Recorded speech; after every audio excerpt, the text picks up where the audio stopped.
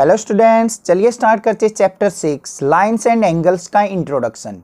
इस चैप्टर का इंट्रोडक्शन इतना ज़्यादा इंपॉर्टेंट है कि अगर आपको यहाँ से सारे के सारे पॉइंट क्लियर्स हो जाते हैं तो आपको चैप्टर के अंदर कोई भी डाउट किसी भी प्रकार का नहीं आएगा। तो मैं जो भी चीज़ें यहाँ पे बताऊँ उनको आपने अच्छे से समझना है, क्रैमिंग नहीं करनी है, रट्टा नहीं लगाना है। आपको समझना है कि कौन सा एंगल बनता है, कैसे बनता है, कौन से कोरस्पॉन्डिंग एंगल होते हैं, अल्टरनेट एंगल कौन से होते हैं, वो सारी चीज़ें हम यहाँ पे डिस्कस करने वाले हैं। तो आपको बहुत अच्छे से वो पता होने चाहिए।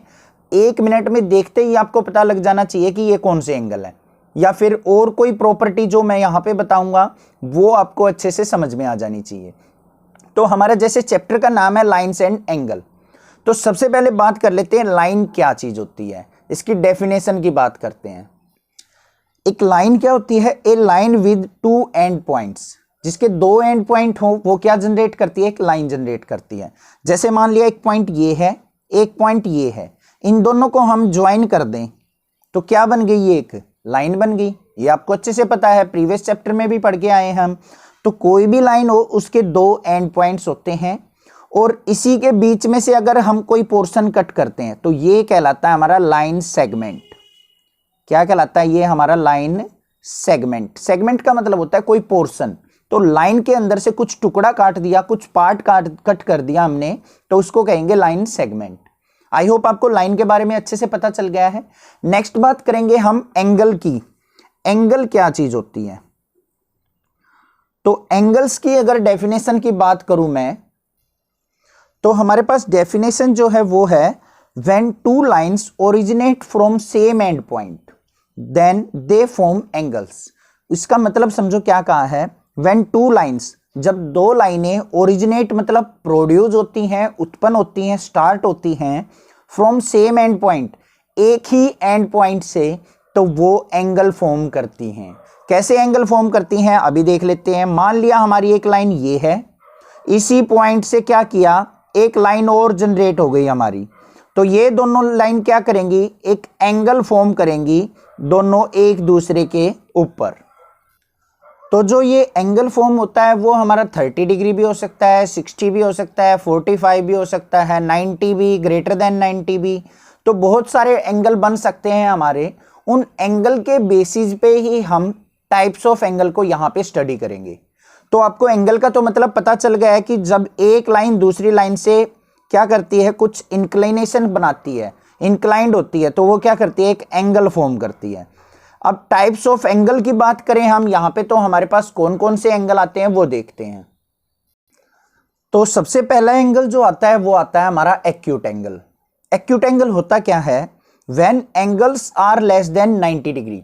जब हम 90 डिग्री एंगल से कम की बात करते हैं तो उन एंगल्स को हम एक्यूट एंगल की कैटेगरी में रखते हैं। अब देखो कैसे, यहां पे थीटा अगर क्या हो, 30 डिग्री हो, 60 हो, 89 तक हो, 89.9 डिग्री हो, या फिर हमारा 20 डिग्री हो, जो भी एंगल्स है हमारे लेस देन 90 डिग्री है, सारे के सारे एक्यूट एंगल के अंदर काउंट होंगे।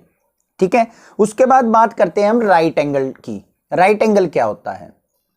जब 2 लाइंस के बीच में एंगल 90 डिग्री फॉर्म हो तो उसको कहते हैं हम राइट एंगल। कैसे? जैसे मान लिया एक लाइन ये है, एक लाइन इसके बिल्कुल परपेंडिकुलरली इंक्लाइंड हो, तो ये हमारा आता है 90 डिग्री, तो this is called right angle. Acute angle के अंदर क्या होगा? एक लाइन और ये दूसरी लाइन, मीन्स यहां पे जो थीटा फॉर्म होगा वो क्या होगा? Less than 90 degree. तो आपको एक्यूट एंगल, राइट एंगल अच्छे से क्लियर हो गए हैं। उसके बाद बात करते हैं हम थर्ड जो एंगल आता है हमारा ऑब्ट्यूज एंगल होता है। ऑब्ट्यूज एंगल कौन सा होता है? When angle is greater than 90 degree.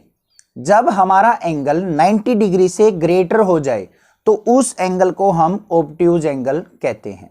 अब ऑब्ट्यूज एंगल के अंदर कैसे एंगल होगा? देखो, जैसे 105 डिग्री हो गया हमारा, 1010 हो गया, 110 हो गया, या फिर हमारा क्या है 170 डिग्री हो गया, 165 डिग्री हो गया, 140 डिग्री हो गया। कोई भी एंगल जो ग्रेटर देन 90 डिग्री है बट 180 से ज्यादा नहीं होना चाहिए, वो एंगल क्या कहलाएगा? हमारा ऑब्ट्यूज एंगल। किस तरीके से बनेगा? ये हमारी एक लाइन है, ये हमारी सेकंड लाइन है।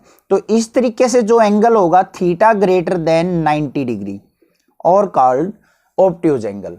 आपको ऑब्ट्यूज एंगल भी अच्छे से क्लियर हो गए होंगे। जब दो लाइंस के बीच में एंगल 90 डिग्री से ग्रेटर हो तो उस एंगल को हम ऑब्ट्यूज एंगल कहते हैं। नेक्स्ट जो आता है फोर्थ एंगल होता है हमारा स्ट्रेट एंगल। स्ट्रेट एंगल की हम डायरेक्टली बात करेंगे, यहां पे लिखते हैं स्ट्रेट एंगल हमारा वो एंगल होता है जब हमारा थीटा एग्जैक्टली 180 डिग्री हो। तो स्ट्रेट एंगल क्या होगा जब थीटा इक्वल टू क्या हो 180 डिग्री। और थीटा 180 कब होता है, एक स्ट्रेट लाइन पे फॉर्म होता है। ये हमारा पॉइंट है, मान लिया इस पॉइंट पे हमने एंगल फॉर्म करना है, तो ये क्या हो गया theta equal to 180 degree. This angle is called straight angle. I hope ये 4 टाइप्स ऑफ एंगल आपको अच्छे से समझ में आ गए होंगे। इसके बाद बात करेंगे हम 3 एंगल्स हो रहे हैं हमारे, रिफ्लेक्स एंगल, एडजेसेंट एंगल और लीनियर पेयर एंगल कौन से हैं। सबसे पहले देखेंगे रिफ्लेक्स एंगल कौन सा होता है। रिफ्लेक्स एंगल कैसे समझ में आएगा, एक डायग्राम से। अब मान लिया एक लाइन ये है, एक लाइन ये है, दोनों के बीच में मान लिया कोई थीटा एंगल बना हुआ है, कोई भी एंगल हो सकता है थीटा। तो इसके अपोजिट बाहर से जो इन दोनों लाइन के बीच में एंगल बनेगा ना, वो कहलाएगा हमारा रिफ्लेक्स एंगल। और एक और पहचान होती है हमारी रिफ्लेक्स एंगल की, जो रिफ्लेक्स एंगल होता है हमारा ऑलवेज ग्रेटर देन तो होगा 180 डिग्री, हमेशा 180 डिग्री से बड़ा होगा, और लेस देन होगा हमारा 360 डिग्री। ये चीज आपको ध्यान रखनी है। रिफ्लेक्स एंगल जो भी बनेगा वो 180 डिग्री से बड़ा और 360 डिग्री से छोटा बनेगा। और रिफ्लेक्स एंगल को हम फाइंड आउट कैसे करते हैं, तो हमारा रिफ्लेक्स एंगल जो होता है वो कैसे निकलेगा 360 माइनस जो इन दो लाइंस के बीच में अंदर एंगल बना हुआ है थीटा। 360 में से उस एंगल को सब्ट्रैक्ट कर दो, बाहर वाला एंगल आ जाएगा। क्यों करते हैं, देखो पूरा एंगल हमारा 360 होता है, अंदर मान लिया कोई एंगल बन गया तो बाहर वाला कितना बचा 360 माइनस ये एंगल। देखो एक एग्जांपल लेते हैं, मान लिया ये एंगल है हमारा 30 डिग्री, तो ये बाहर वाला एंगल कितना होगा। अब देखो ये पूरा एंगल 360 होता है, तो रिफ्लेक्स एंगल जो बना वो कितने डिग्री बना हमारा 360 माइनस में 30 डिग्री। तो 360 में से 30 सब्ट्रैक्ट करेंगे तो 330 डिग्री क्या आ गया हमारा रिफ्लेक्स एंगल। मतलब ये बाहर का जो एंगल है वो 330 डिग्री है। आई होप आपको रिफ्लेक्स एंगल अच्छे से क्लियर हो चुका होगा। नेक्स्ट बात करते हैं हम एडजेसेंट एंगल की। एडजेसेंट का मतलब क्या होता है, साथ साथ, एक दूसरे के पास पास। तो जैसे मान लिया एक लाइन ये है, एक लाइन हमारी ये है, ठीक है, इसके बीच में एक और लाइन है, तो ये लाइन मान लिया ये एंगल फॉर्म कर रही है और ये लाइन ये एंगल फॉर्म कर रही है। मतलब यहां पे थीटा कोई और डिग्री है, ये कुछ और डिग्री है, तो ये दोनों, इसका मान लेते हैं नेम 1 है, ये 2 है, तो angle 1 and angle 2 are adjacent. Adjacent का मतलब क्या हुआ, साथ साथ बने हुए एंगल। तो 1 और 2 एक साथ बने हुए हैं, तो इन दोनों एंगल को कह देंगे हम एडजेसेंट एंगल। आई होप आपको समझ में आ गया है एडजेसेंट एंगल क्या होते हैं। नेक्स्ट बात करेंगे लीनियर पेयर एंगल की। ये भी मोस्ट इंपॉर्टेंट है, बहुत जगह हमारा थ्योरम्स के अंदर यूज होगा। तो लीनियर पेयर एंगल कौन सा होता है, एक स्ट्रेट लाइन है, इस पे मान लिया कोई भी एक लाइन है बीच में, तो ये एंगल और ये एंगल, ये मान लिया एंगल 1 है, ये मान लिया एंगल 2 है, तो एक स्ट्रेट लाइन पे बने हुए एंगल हमारे लीनियर पेयर एंगल के अंदर काउंट होते हैं। और दूसरी प्रॉपर्टी क्या होती है, लीनियर पेयर एंगल का जो सम होता है एंगल 1 प्लस एंगल 2 वो किसके इक्वल होगा 180 डिग्री के। मोस्ट इंपॉर्टेंट है ये, क्योंकि इसी का यूज बहुत जगह आपको देखने को मिलेगा थ्योरम्स के अंदर। तो लीनियर पेयर का यूज करके हम एक एंगल की वैल्यू गिवन और दूसरे की फाइंड आउट कर लेंगे 180 से सब्ट्रैक्ट करके। क्लियर है आपको, ये यहां तक आपको अच्छे से क्लियर हो गया होगा। नेक्स्ट बात करेंगे अपनी alternate angle, alternate exterior angle, corresponding angle, vertically opposite angle, इनके बारे में। वो इनसे भी ज्यादा इंपॉर्टेंट है, उन्हीं के बेसिस पे हमारी सारी की सारी थ्योरम चलती हैं। तो चलिए देखते हैं उन एंगल्स के बारे में। अब मान लो यहां पे हमारे पास एक स्ट्रेट लाइन है, ये एक इसके पैरेलल एक और लाइन है, ये इसको एक लाइन ट्रैवर्स करती है, कट करती है, तो यहां पे हमारे पास मल्टीपल एंगल्स फॉर्म होते हैं। देखो कौन कौन से एंगल फॉर्म हो रहे हैं, नेमिंग करते चलते हैं। ये एंगल 1 है, ये एंगल मान लिया 2 है, ये एंगल 3 है, ये एंगल 4 है। बना लिए, अपने पास से कोई भी नाम रख सकते हो आप। ये एंगल 5 है, ये एंगल मान लिया 6 है, ये एंगल मान लिया 7 है, और ये एंगल मान लिया क्या है 8। ये इतने एंगल हमारे यहां पे फॉर्म हो जाते हैं। अब सबसे पहले बात करते हैं हम कोरस्पॉन्डिंग एंगल की। तो ध्यान से समझना, यही मोस्ट इंपॉर्टेंट चीज है। तो कोरस्पॉन्डिंग एंगल कौन से होंगे, यहां से देखते ही आपको पता चल जाना चाहिए। सबसे पहले देखेंगे हम पैरेलल लाइन कौन सी हैं हमारी। तो पैरेलल लाइंस क्या है यार, एक तो लाइन 1 ये है, एक लाइन 2 ये है, ये दोनों लाइंस हमारी पैरेलल हैं। तो यहां पे देखो एंगल 1 और एंगल 5, एंगल 1 इक्वल टू किसके होगा, एंगल 5 के। ध्यान से समझो, कोरस्पॉन्डिंग का मतलब क्या होता है, एक तो एक तरफ बने हुए और एक ही साइड। अब ये देखो, ये लाइन है हमारी बीच में, इससे ऊपर बना हुआ है एंगल 1, तो यहां पे भी इस लाइन के ऊपर बना हुआ है एंगल 5, और दोनों क्या है हमारी लेफ्ट साइड है। तो एंगल 1 इक्वल टू क्या होगा, एंगल 5 के। तो इसी बेसिस पे और कौन से कोरस्पॉन्डिंग एंगल है, देखो एंगल 2 इक्वल टू एंगल 6 भी होगा, बिल्कुल होगा, क्योंकि एंगल 2 और एंगल 6 क्या है, राइट साइड है और दोनों लाइन से ऊपर है। एंगल 3 और एंगल 7 भी होगा, क्यों होगा, दोनों क्या है, लाइन से नीचे है और राइट साइड है। एंगल 4 इक्वल टू एंगल 8 भी होगा। तो ये हमारे चारों एंगल जो बन गए पेयर में, वो हमारे हो गए कोरस्पॉन्डिंग एंगल। आपको समझ में आ गए होंगे कोरस्पॉन्डिंग एंगल। अब बात करते हैं अल्टरनेट इंटीरियर एंगल की। नेक्स्ट जो आते हैं हमारे अल्टरनेट इंटीरियर एंगल। सबसे पहली बात तो हमारा जो नाम है ना एंगल का, उसको देखो। अल्टरनेट मतलब क्या है, एक दूसरे के अपोजिट। इंटीरियर मतलब अंदर वाले। तो अंदर एंगल कौन से बने हैं, 1 और 2 तो बाहर बने हुए हैं, 8 और 7 भी बाहर बने हुए हैं, तो अंदर कौन से एंगल बचे, ये वाले। तो यहां पे देखो, ये 4 एंगल इस तरफ है, इसके अपोजिट में एंगल कौन सा बना हुआ है, ये रहा।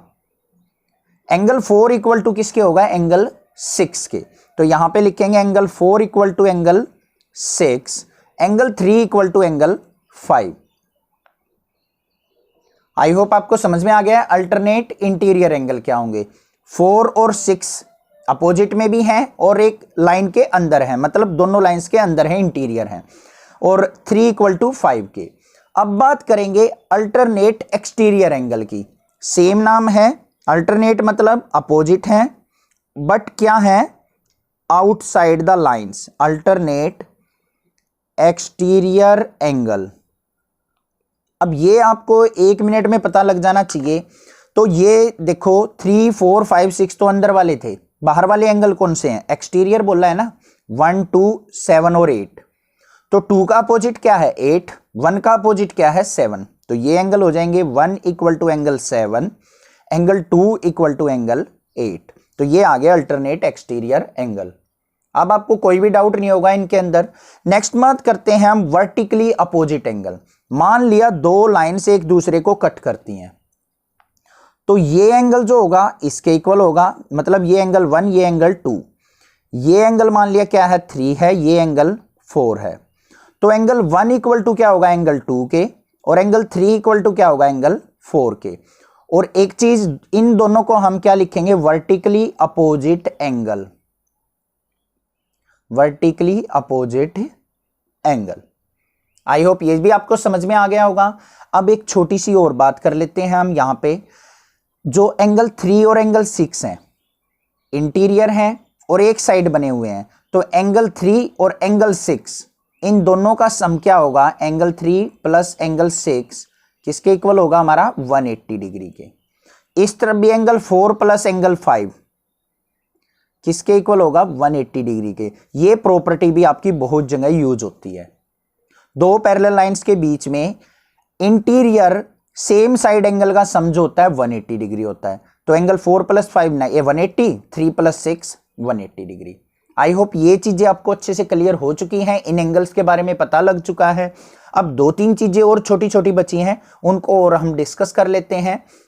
अगर आपको इस वीडियो में कोई भी डाउट लगे ना तो एक बार तो आप वीडियो को दोबारा देखिए, क्योंकि बहुत अच्छे से आपको ये समझ में आ जानी चाहिए। जिस बच्चे को ये सब चीजें क्लियर है ना, उसको कोई भी डाउट किसी भी प्रकार का नहीं आएगा, ये मेरी श्योरिटी है। ठीक है, तो अब बात कर लेते हैं थोड़ी सी कॉम्प्लीमेंट्री एंगल की और सप्लीमेंट्री एंगल क्या चीज होती है। सबसे पहले बात करेंगे हम कॉम्प्लीमेंट्री एंगल की। बड़ी बड़ी क्लासों में बच्चे चले जाते हैं अप टू 12th क्लास, उनको पता ही नहीं होता है कॉम्प्लीमेंट्री एंगल क्या होता है, सप्लीमेंट्री एंगल क्या होता है, कोरस्पॉन्डिंग क्या होता है। तो ये चीजें आपको अच्छे से पता होनी चाहिए, बेसिक्स होता है ये मैथमेटिक्स का। तो यहाँ पे कॉम्प्लीमेंट्री एंगल कौन से होते हैं? When two angle sum is 90 degree, जब किसी दो एंगल का सम 90 डिग्री हो जाए तो उन एंगल्स को हम कॉम्प्लीमेंट्री एंगल कहेंगे। मींस मान लिया एक एंगल 1 है, एक एंगल 2 है, इन दोनों का अगर सम करके 90 डिग्री आ जाए, कुछ भी वैल्यू हो सकती है इनकी, ऐसा कोई कंपलसरी नहीं है। 30 + 60 भी हो सकता है, दोनों 45 के भी हो सकते हैं, या फिर मान लिया 60 + 30 भी हो सकता है, या फिर 50 + 40 भी हो सकता है। ये सब एंगल आपस में पेयर में क्या बोले जाएंगे? कॉम्प्लीमेंट्री एंगल बोले जाएंगे। जब दो एंगल का सम 90 डिग्री हो, that angles are called complementary angle. I hope आपको अच्छे से क्लियर है। नेक्स्ट बात करते हैं सप्लीमेंट्री एंगल की। सप्लीमेंट्री एंगल कौन से होंगे? When two angle sum is 180 degree, जब दो एंगल का सम 180 डिग्री हो जाए, that angles are called supplementary angle. मान लिया एक एंगल ए है, एक एंगल बी है, दोनों का सम हमारा 180 डिग्री आता है। पेयर में कुछ भी हो सकते हैं, जैसे 120 डिग्री हो एक, दूसरा हो 60 डिग्री। एक मान लिया 90 डिग्री है, दूसरा भी 90 डिग्री है। मान लिया एक 130 डिग्री है, एक हमारा 50 डिग्री है। तो कोई भी पेयर बन सकता है हमारा, दोनों का सम हमारा 180 होना चाहिए। Then that angles are called supplementary angles. I hope that is clear, कोई भी डाउट नहीं होगा यहाँ पे। लास्ट बात करेंगे हम अपनी 2-3 प्रॉपर्टीज की जो हमारी ट्रायंगल के अंदर लाई करती हैं एंगल्स की फॉर्म में। तो सबसे फर्स्ट प्रॉपर्टी आती है जो, वो क्या है? Angle sum property of a triangle. अब हमारी कोई भी ट्रायंगल हो, कैसी भी ट्रायंगल हो, राइट एंगल हो, इक्विलेटरल हो, कैसी भी ट्रायंगल हो, इसके अंदर हमारी क्या होती है? 3 साइड्स होती हैं, ए बी सी। 3 एंगल्स होते हैं, एंगल ए, एंगल बी और एंगल सी। और इन तीनों एंगल्स का sum, angle A plus angle B plus angle C, always equal to 180 degree होता है। हमें दो एंगल पता हो, थर्ड एंगल फाइंड आउट करना, तो हम यहां से इजिली फाइंड आउट कर सकते हैं। That is called angle sum property of a triangle. I hope ये चीज आपको क्लियर हो गई है। सेकंड जो प्रॉपर्टी होती है वो भी एंगल से रिलेटेड है, वो देखते हैं क्या है। नेक्स्ट जो प्रॉपर्टी आती है हमारी, वो क्या है? Exterior angle of a triangle is equal to sum of 2 opposite interior angle. मतलब किसी भी एक ट्रायंगल का बाहरी कोण, outer angle, exterior angle always equal होता है sum of 2 opposite interior angle के, अंदरूनी दो एंगल्स के सम के।